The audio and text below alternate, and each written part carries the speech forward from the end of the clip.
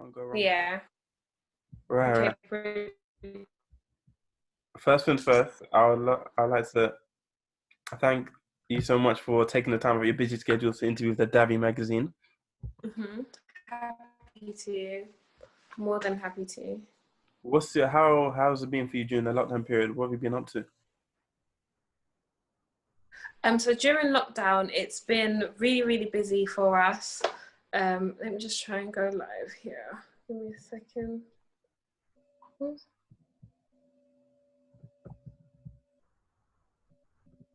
Sorry. No.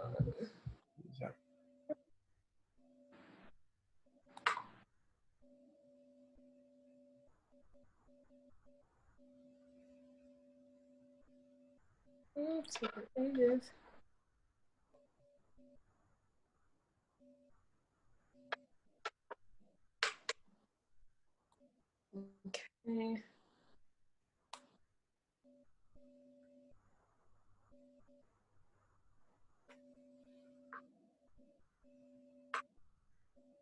Such a long time. Sorry. I'm just trying to find. No. Okay, cool. Done.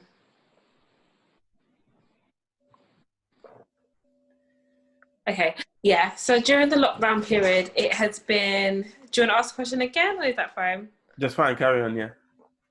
Okay, yeah. So during the lockdown period, it's been really busy for me. Other than for Sunmo, of course, like us supplying the regular stores that we supply to, we've also been, we onboarded with Sainsbury's, and of course, like we launched our crowdfund as well. We'll launch our crowdfund, so it's been really, really busy. We supply Whole Foods, Selfridges, but on top of that, now we've had the large orders from Sainsbury's. So yeah, it's been busy every single day, I'll put it that way, including weekends, but I do try and have some fun as well. Wow, amazing. As I think I said to you before, as I always said, Corona can't stop the content. You still get it out there. There's Yeah. I think coronavirus it's been okay for us, except for we really wanted to do sampling stores, so that's been the only thing that we wasn't able to do. But yeah, like coronavirus, we've still had the sales. We've had even more sales actually. Yeah. Oh wow. Online. So that's. See, it's worked out. It almost came at the right time. It's worked out well in terms of yeah, business and going forward. Yeah, Really yeah, absolutely. So it's been really busy. Like on top of the Sainsbury's thing, I had the Zeze Mills interview, which has like 86,000 views. So of course that meant that we've got a whole influx of sales on our website, which has been amazing. And then also outside of Zeze Mills, we've been posted on a lot of blog pages, so which has meant, you know, we've had a lot of sales online based on that. Okay. And I think as of recent, of course, I posted on Twitter and it went viral, which was really, really good. And then on the back of that, actually, 10 Downing Street saw the tweet and they sent me a message. The business insider who speaks to the Prime Minister, they sent me an email to congratulate me. And I'm having a meeting with her next week. And we're going to talk about, she's asked me to kind of talk about how I think business in the UK can be improved, and also to talk about the Sunmo story. And there's a lot that I think should happen in the UK to kind of help people get into business. I think at secondary school level that everyone should be taught about business, so they learn about accountancy and taxes, because it's not rocket science. It's just about, if you know, you know. Exactly. So I think that if you know, you know. Exactly that. I think secondary school level, we should be taught about business and accountancy so that you can make the choice whether you want to be an entrepreneur from an early age. Exactly, and you just, as you say, it's not rocket science. This is not long form. It's just quick maths, just for you to get involved and for you to learn more. Yeah, absolutely. It's quick maths. It is. Exactly. And what your business, Sunmo, what was the inspiration behind it all?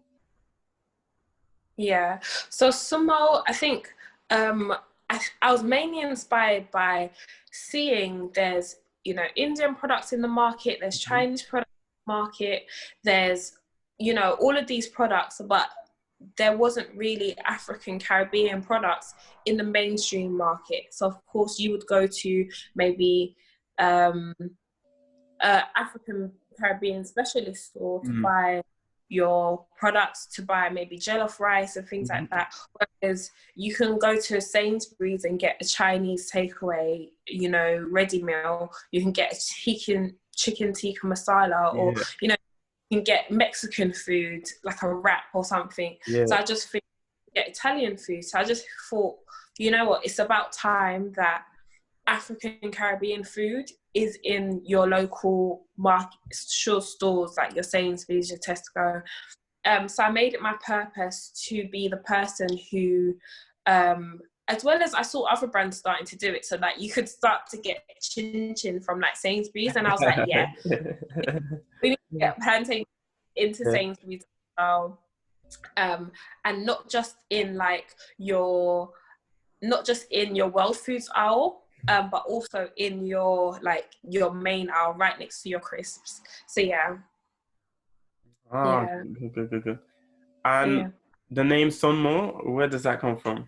What's that all about? For those who may not know. Yeah, so for anyone who might not know, but Sunmo is a Yoruba word. It means to bring people together. So in Yoruba, if you want someone to come close to you, you say to them, Sunmo mi. So the whole idea behind the brand is bringing people together with food. So that's people from all different cultures. Of course, plantain crisp is a very popular product. So I want to bring something that's very popular to the global mainstream. So outside of the UK, we're looking at America, we're looking at Africa, we're looking at Asia in terms of like Dubai, we're looking at India. You know, I have a lot of customers who are Indian and they're like, we want to eat plantain crisps. And outside of us having our plantain range, so like outside of us having our plantain crisp range, we also innovate. So we've got I showed you a bit earlier, we've got our sweet potato puffs range, which is like never been done before. So like we're bringing out more products, and as I mentioned to you before as well, we're bringing out our Sumo Sport, and we're bringing out our milkshakes, which is like oat-based milkshakes. Amazing. I love milkshakes. I'll be one of the first to try the milkshake for sure. Amazing. So yeah, so I think the thing about, leading on to maybe what is our unique selling point as a brand, other than us being a brand that champions, you can be a young girl or a young guy who isn't a celebrity, you know, as such, in your room, and you want to sell like millions of products, millions of pounds worth of products, you can do it right from where you are. So it's that inspiration piece. And the big side, I think, of Sunmo is we have been told by retailers and wholesalers, oh, do you think you belong in the world foods aisle? But we're really pushing that, no, you don't. Like, same way you're not going to pick up a banana from the world foods aisle, you're not going to pick up Italian pasta from the world foods aisle, or like a Chinese takeaway from, or, you know, Chinese sweet chili sauce, you're not going to pick that from the world foods aisle. It's the same way you should be able to pick up your plantain crisp from the crisp aisle, you should pick up your jollof rice sauce from the sauce aisle, and you should pick up like your African stew or something ready meal from the ready meal aisle. So yeah, that's the push that we're going for, and we champion it all the way. It is done a lot behind the scenes, but of course people can see the actual work of it when they see us on the main food aisle. So yeah, amazing. It's working, doing wonders. Yeah, absolutely. And I think as well as, because I was told a couple of days ago that, you know, you do not see a black woman sell her products into large retailers. And I think it's like, okay, these retailers have been around for about 150 odd years, and I'm only in my 20s. And it's just like, I love that history. At the same time, I feel like, why is it taking this long? And I want to open the front. Like, I want it to be the norm. Now it's like, you can count on one hand, the amount of women who have food businesses, like, that are in the mainstream. Yes.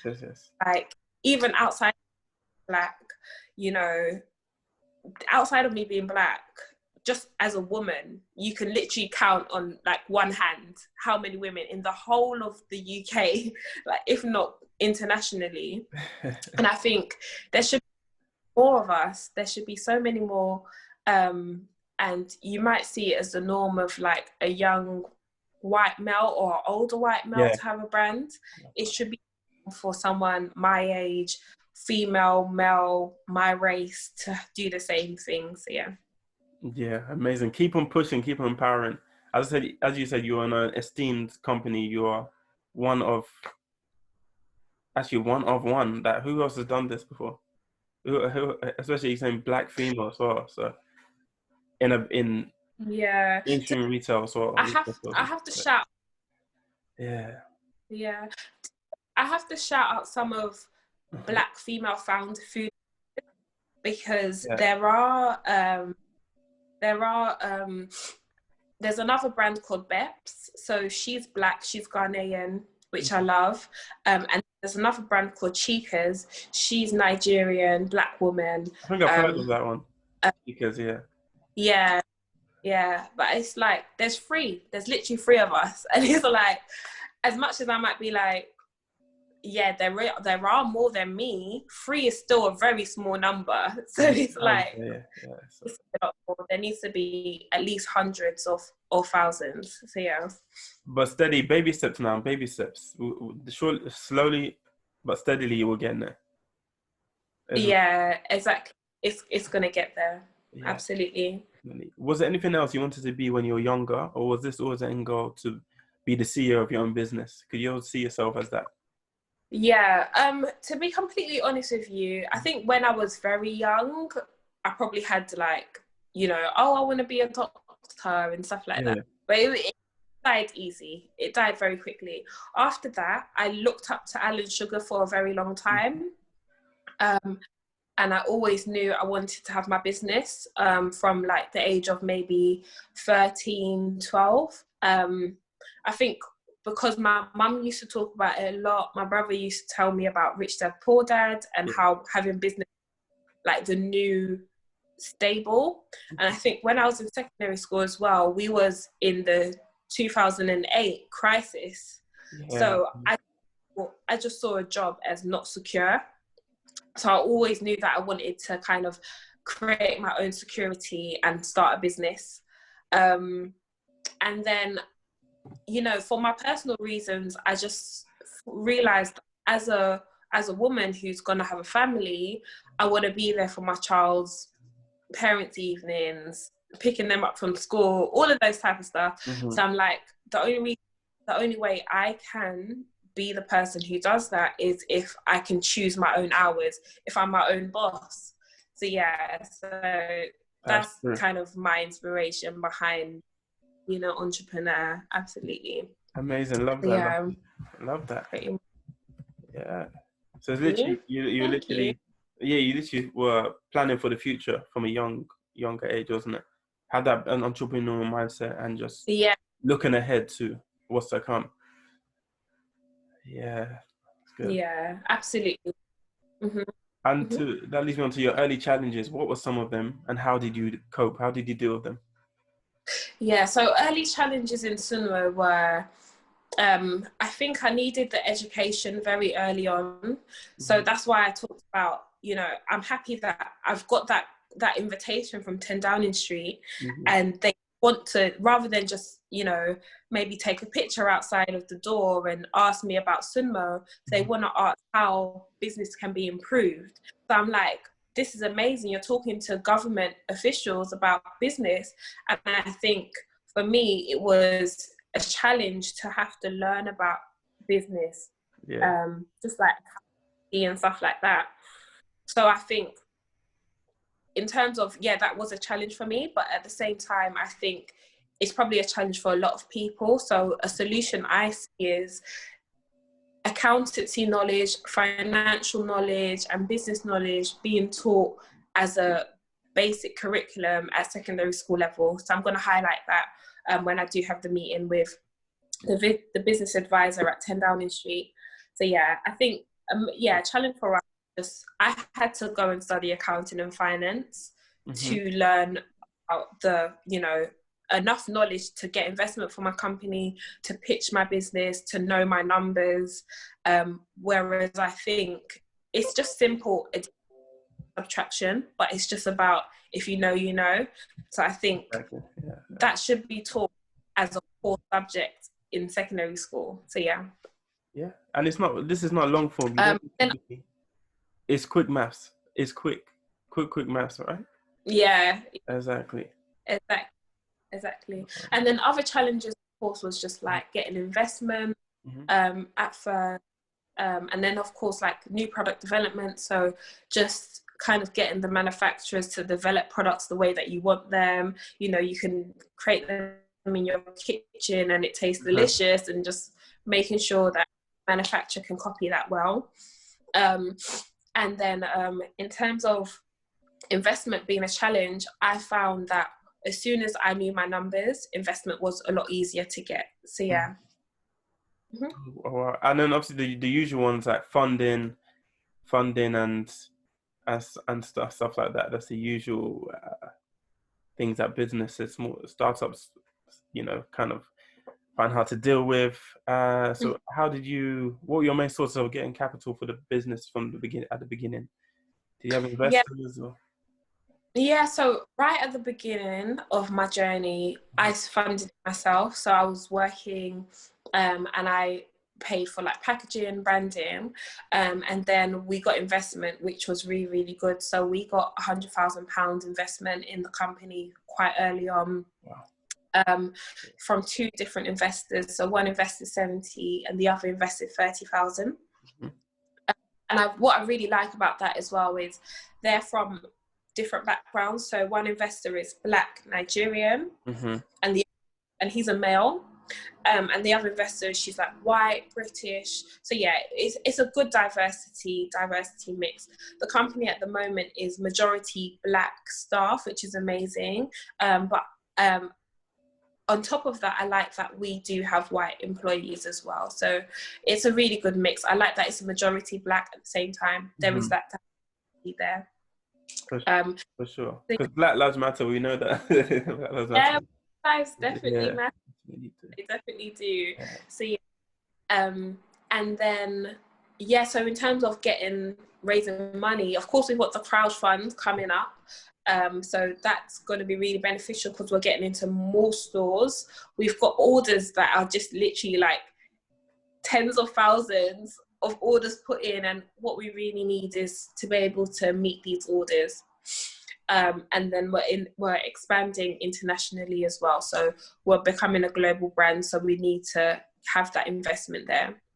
So yeah, in terms of raising finances, I feel like, yes, it is a challenge. At the same time, it's easy when you know your numbers and you have a good product, a good market that people want to buy your products. So yeah, something that sells. That sounds like Dragon's Den, what you were talking about with investors.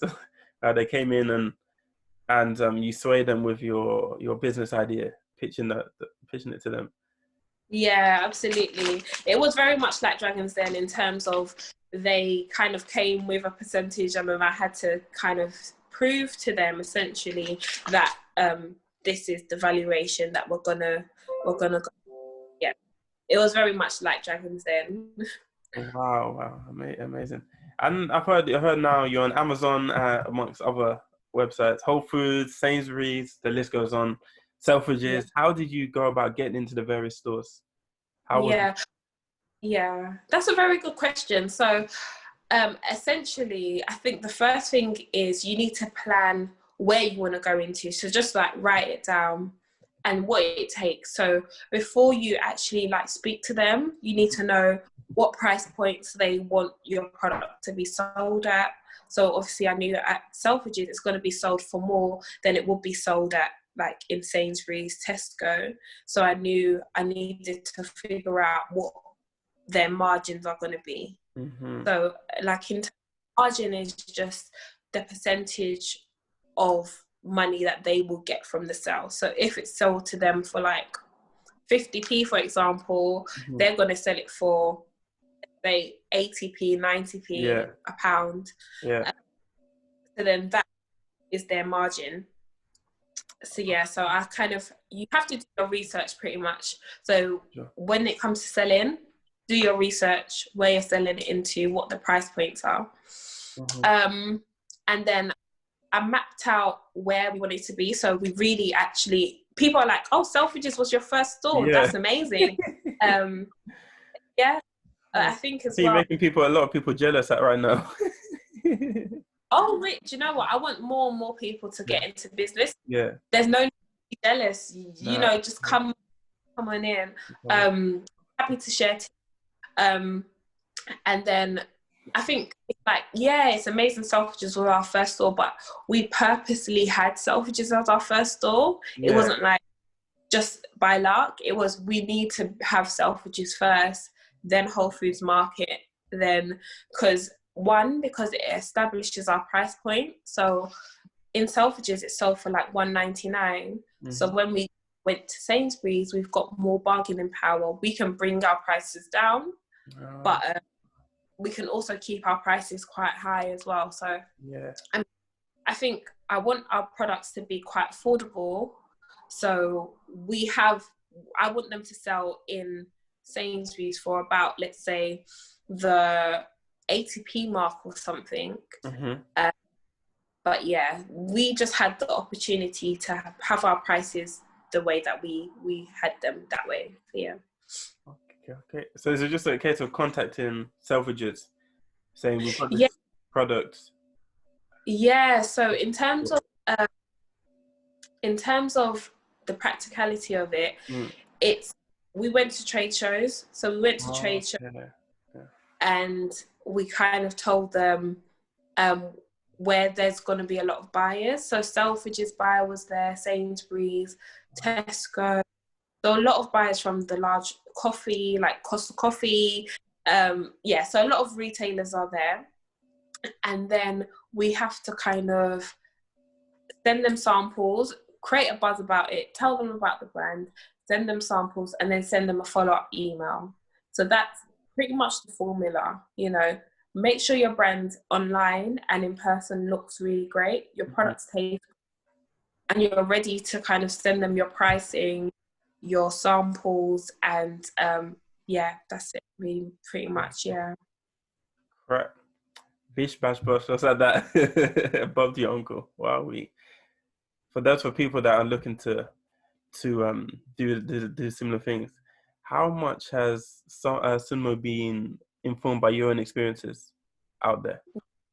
It's been hugely, I think 100% informed by my own experiences. It's very much food that I grew up, like our plantain crisps is something that I've grown up eating. So it's very much inspired by my cultural background. Sunmo, the name in itself, I think some people see it, they might not realize it's a Nigerian Yoruba word. That's very much inspired by me being Nigerian, being Yoruba. And then in terms of, you know, the growth of the brand, so us going into potato puffs and us going into drinks and us going into sport and who we target. So we target mainly millennials and Gen Z. That's inspired by who I am as a person. Like I'm a millennial. I'm in my 20s. So I think a lot of the Sunmo brand is inspired by me. Like even when you look at our packaging, it's very East London, like street vibe, like in your face. Like I think it's a very good representation of who I am. Exactly. It's you to down to a T, right? It's bold. I mean, look at the flavors. I was looking at the flavors is bold, spicy, bold and spicy.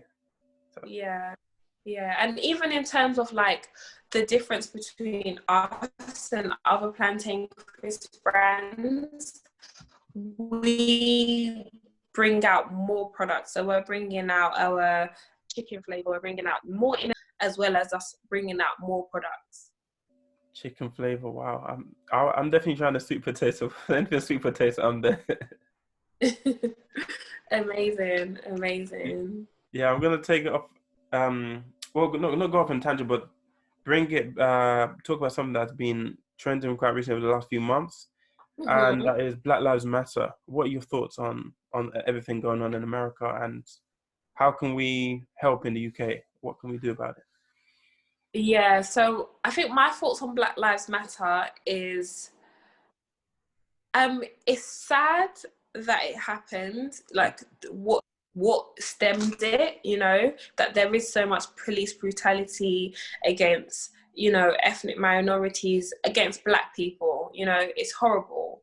But what I do see as a positive is the movement that's happening right now, because a lot of things that weren't said before are coming to light and are being acknowledged. Like just the fact that a Black person, you know, like, you know, back in the day, if you're at home and it might be like a police officer or something, like your African and Caribbean mum and dad, they haven't committed any crimes, but they're scared of the police, you know, like don't talk nicely, behave, you know, you feel like you as an innocent person feels like you have to conduct yourself in a certain way so that you don't get on, which is just like ridiculous. You know, other people feel like they can be themselves in front of an officer. They feel like an officer, if anything, is there to help them. Whereas as a Black person, we didn't shout about it, but we don't feel that way. You know, we don't feel like they're helping us. We feel like we can be a target of of their aggression. So it's important that these conversations are being had right now. For sure.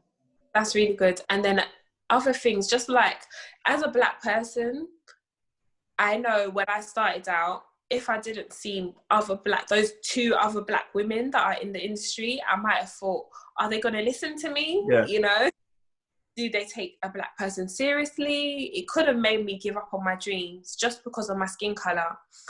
But it's not something that we talk about, and now it's openly talked about. And I think as well, especially when I first started out, I used to hide that I was Black because I was told like a Black person was behind the brand. I actually had my picture on our Instagram, and then someone told me, oh, maybe you shouldn't have your picture on the Instagram because people might not buy from you because you're Black. And I've heard of really successful brands say that they didn't tell anyone they're Black until they made maybe their first million or their first 2 million, because they didn't want that to affect their sales. Just like, it's crazy how this is what's happened, but it's good that we can now talk about that and we can openly be Black. Like, I love that there's the Black Pound Day where it's like, yes, own businesses come and buy from us. People are like proud Black business now, whereas before, if you're going in the mainstream, it was a secret. Whereas if you're maybe in the entertainment industry, you can do it, but business, it was a different story. So as much as it's sad that, you know, the reason why we've had to have this movement, the effects of this movement are very positive. So yeah.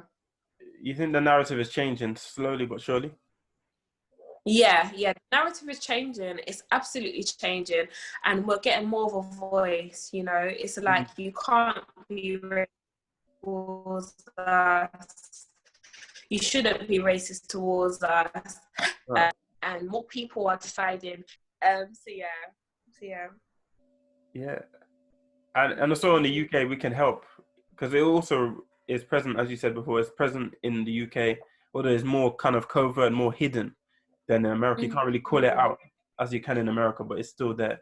So here we can help massively. Yeah, definitely. So yeah, I hope that answers your questions. Yeah, I'm happy to ask more. I've got a few more questions. Just a few more questions. Okay. Yeah. Okay. Quick fire. What's your single most favorite moment during your time as CEO of Sunmo Snacks? What has been your favorite? My favorite 1-to-1. Okay.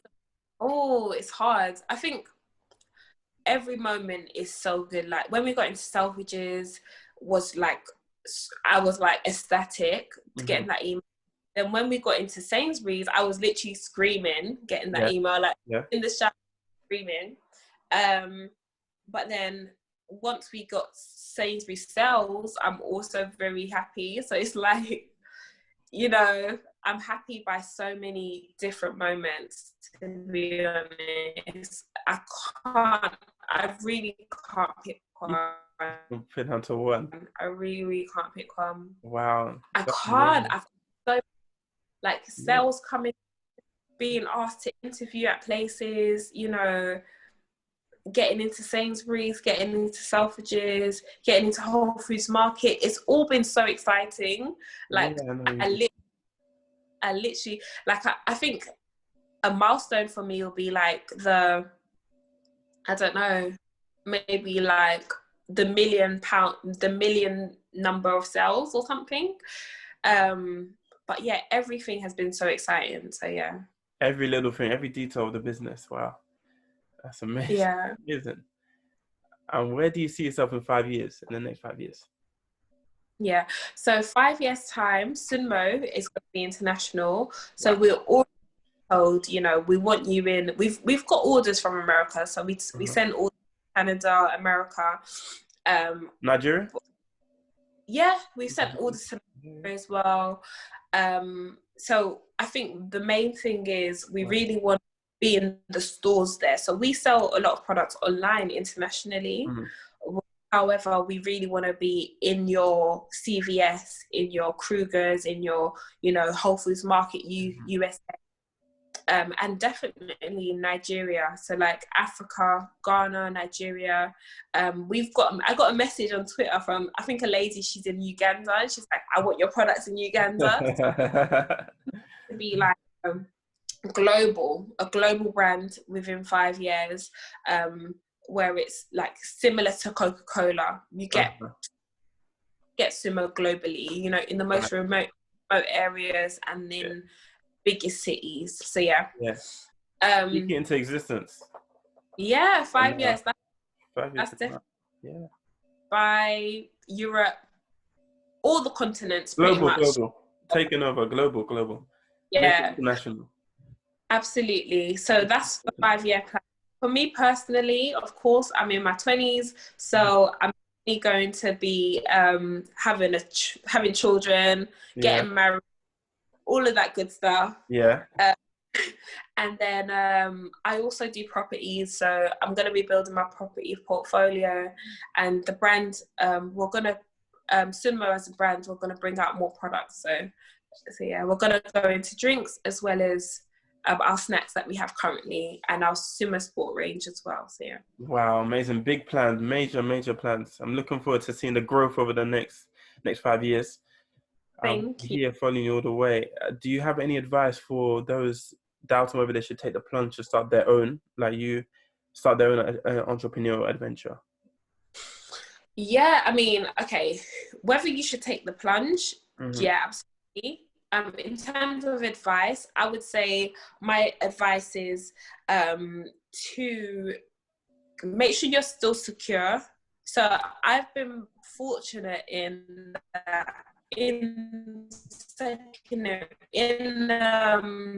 university, I built up a property portfolio, which meant I can have passive income. First started Sunmo, I was working in finance. So I would say keep your job. It's hard, but I would say keep your job just so that you have something to sustain you. Yeah. And it puts pressure on your business. Or if you're more entrepreneurial, build passive income. So you don't have to work your job. Maybe property, you know, online, be a YouTuber, you know, that type of like passive income. So whilst you're starting this, you have something that's sustaining you. Because I think I think the worst thing when you go into business is not being able to, because it's not going to pay you a huge salary at the beginning. So not being able to just pay your rent, pay for your car, or whatever, pay for your groceries, is difficult. So I would say just make sure you're covered personally before you like embank on your business, pretty much. Okay, so having a secondary income stream, having something else on the side, a side hustle, something that you can actually count on as well while working a business. Yeah, absolutely. Clear, sustain yourself. Exactly. Yeah. Amazing. Victoria, final question for you. At the BAME magazine, we love to ask our guests, if you had an opportunity to speak with your old self, what would you say and why? Oh, that's a nice question. Yeah, they always love it. They always love it. That's that question. That's a good question. Yeah. What I would say to my old self. So I would say to my old self, because the thing is, I pretty much would say to my old self, like, go, go, go, go, go. Yeah. But at the same time, did myself know how to go? Did I know the route? So it's hard. Do you know what I mean? Yeah. It's hard to tell my old self to do something that maybe I didn't have the ability to do back then. Very true. Yeah. But yeah, I think as well, I would also tell my old self, don't be shy, because I wanted to do YouTube from like 2010, and I think it would have been amazing for people to see my progression and the journey. So I think things I would say to my old self is like, do it now. Don't be shy. Like, don't worry about what people would think. Just do it. Just keep on putting out content. Keep on doing, like, just go for it. All the things that you can maybe do without finances, do them now. Like record videos, do vlogs, all of that. Just do it. So yeah. Yeah, and you learn as you go. You learn as you go along. You do. You really do. You do, and it's a lot. You've got, especially when you're younger as well. You've got more. I guess you've got more time on your hands. I feel like I've got a lot of time now, and I'm still very active, still very young. Yeah. At the same. Or like I could have done other things early as well. So yeah. No, I mean, just trust the process as well as you go along. Trust in the journey. Yeah. Love that. And we've got things right now. We've got like YouTube, we've got Instagram, we've got Twitter. Like, just use it. Just post. Don't be shy. Just do it. Obviously, your personality, then you don't have to, but I would, for me, it's something that I've definitely wanted to be. So yeah, exactly. Get your content out there. You've heard it. That's for you guys, you budding entrepreneurs, and just get the content. Anyone that wants to get the content out there, just get it out there. You never know who wants to see the content as well. who needs to see the content. You never know who might reach. Yeah, definitely. And what I would say about that as well is sometimes you put out content and you're like, you feel like you didn't get a response as you wanted it to. But what I found is I might put out a video and someone else is like, we saw that. Or I might post a picture and they're like, we saw that. You don't know who did, you know what I mean? Like, just because they haven't given you feedback doesn't mean that they haven't seen it. So, you know, like, for example, I was speaking to our Sainsbury's buyer and I sent him some information like, what have we been up to? And he's like, I follow you on Instagram. Like, I've seen it already. Like, I'm thinking I have to send him updates, but he's already seen the updates from watching it online. So you literally don't know who's watching you. So exactly. You just, as you said, put on social media, because then that's the easiest way for people to get to see your products, your content, whatever you put out there. Yeah, absolutely. Amazing. Thank you so much, Victoria, for taking the time out of your busy schedule for interviewing the Davi magazine. It's been a pleasure. Yeah, no, it's been an absolute pleasure. Thank you for having me. I'm looking forward to seeing your journey, looking your growth. Looking forward to seeing Sunmo expand and take over the world. Go global. Yeah, for sure. And I'll be happy to come back for another interview, or catch up at some point as well. So yeah. For sure. Just know that I'll be getting some of the sweet potato plantain puffs. Yeah. And the milkshakes whenever. Keep us updated with the milkshakes, so whenever they come. And I will. we'll be looking to get some as well. Yeah. Okay. Brilliant. Thank you so much for having me.